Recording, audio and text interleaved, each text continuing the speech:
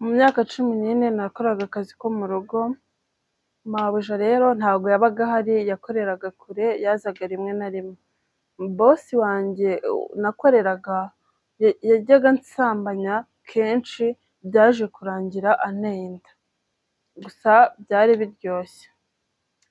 Niba uri mushya nkuhaye ikaze kuri Safi Jedi TV, ukore subscribe, niba usanzwe kora share, kora comment. Umva uko byatangiye. Nari mfite imyaka 14, iwacu nyine navukiye mu cyaro mu muryango utifashije, nta bushobozi bari bafite, sinigeze njya mu ishuri ngo nige. Ubwo rero nicyo cyatumye nigira inama yo kujya gushaka akazi i Kigali. Urumva nta kandi kazi nari kubona katari ako mu rugo, nza kubona akazi ko mu rugo mu muryango, banyakira neza, nabonaga nta kindi kibazo kirimo. Ariko ubwo mpageze nsanga umudamu wo muri urwo rugo ariwe mabuja wanjye, yahoraga yigendeye mu kazi, nta kintu yitagaho cyo mu rugo. Inshingano zose z'urugo ni njyewe zahise zijya umutwe, ni njye watekaga, ni njye wakoropaga, ni njyewe nyine wakoraga ka kazi kose ko mu rugo, nkita no ku bana.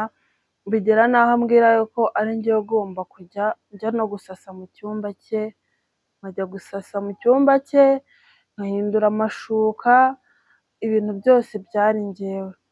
Ubwo rero nakomeje kuba muri uwo muryango, ariko uko agenda akamara igihe nuko nguma mu rugo ari njyewe ibintu byose bireba. Urumva ari njye wapangaga na bosi ibyo guteka, ni njye wapangaga na bosi ibyo abana bakeneye. Byaje kurangira nyine bosi wanjye atangiye kujya ansambanya. Ntabwo rero byari binyoroheye, nari ndi umwana, ariko bitangira nyine yansambanyije amfashe ku ngufu, arambwira ngo nta muntu nyine nemerewe kubibwira, ngo ningira umuntu mbibwira ngo azanyica cyangwa angirire nabi.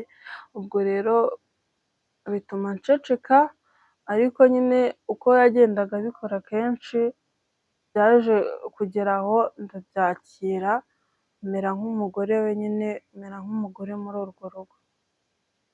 Rero byari urugendo rurerure. Ubwo ngubwo yari yambwiye ko ntagomba no kugira umuntu mbibwira, na mabuja ntabwo yagombaga kubimenya, cyangwa ngo n'abana bamenye ibibera aho ngaho, cyane yuko yazaga mu cyumba cyanjye ari uko bwije, nyine abana bamaze kuryama, nta n'undi muntu nyine wabasha kumenya cyangwa kumva ibihabera. Ubwo rero byakomeje gutyo, ubwo byabaye nk'aho ndi umugore ku buryo uko yanyifuzaga cyangwa se uko yanshakaga yazaga kundeba. Kandi ntabwo byari binyoroheye kuko nta muntu nyine nari mfite wo kubwira, nta bwenge bundi nari nzi, ntabwo nari mfite kwirinda kundi, kuko yabinkoreshaga nyine nk'agahato, kubera yuko urumva yari bosi wanjye, nari n'umwana, kandi yari yarambitsemo n'ubwoba yuko ntazigera mbivuga, ninzabivuga azangirira nabi. Rero byaje kurangira n'ubundi anteye inda, antera inda. Noneho mubwiye yuko yanteye inda, nabwo ambwira yuko ngomba guceceka, ntihagire umuntu n'umwe ubimenya.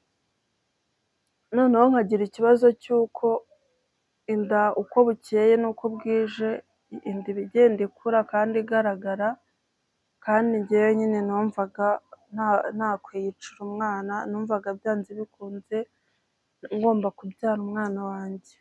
Rero ubwo mabuja yarazaga, ariko kubera nyine yuko byari ibanga, ntabwo yagombaga kubimenya. Iyo yazaga nifataga nk'aho nyine ari ibisanzwe, nkanamwubaha nyine nka mabuja wanjye, nkakoresha uburyo bwose nyine atagomba kumenya ibiba hagati yanjye nyine n'umutware we, cyane ko umutware we yambwiraga ati uzambabarire bizabe ibanga, kuko nubivuga ushobora kunsenyera urugo.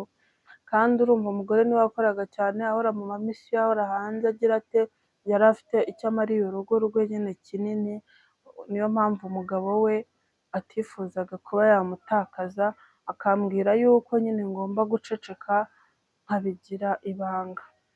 Ubwo rero uko inda yagendaga ikura niko nanjye nagendaga mpura n'ibizazane, kuko uri kumva inda iri gukura nta hantu mfite ho kuyijyana, urumva umuryango wanjye nababwiye ko ari umuryango utifashije, kandi no muri urwo rugo nkumva yuko nyine kuko yambwiye ngo niwigera uvuga ko twararyamanye nzakwica, ubwo ngubwo bigatuma mbura uburyo bwo kwitwara, cyangwa se nabonaga nta n'icyerekezo mfite, kubera yuko ntagombaga kubivuga. Inda irakura, umwana akeneye kuzavuka, akeneye kuzabona, akeneye no kuba namujyana kwa muganga wenda bakamukurikirana, navuka akeneye kuba yabona n'imyenda azavukiramo n'ibiki, byose ntabwo byari binyoroheye, byari ibizazane.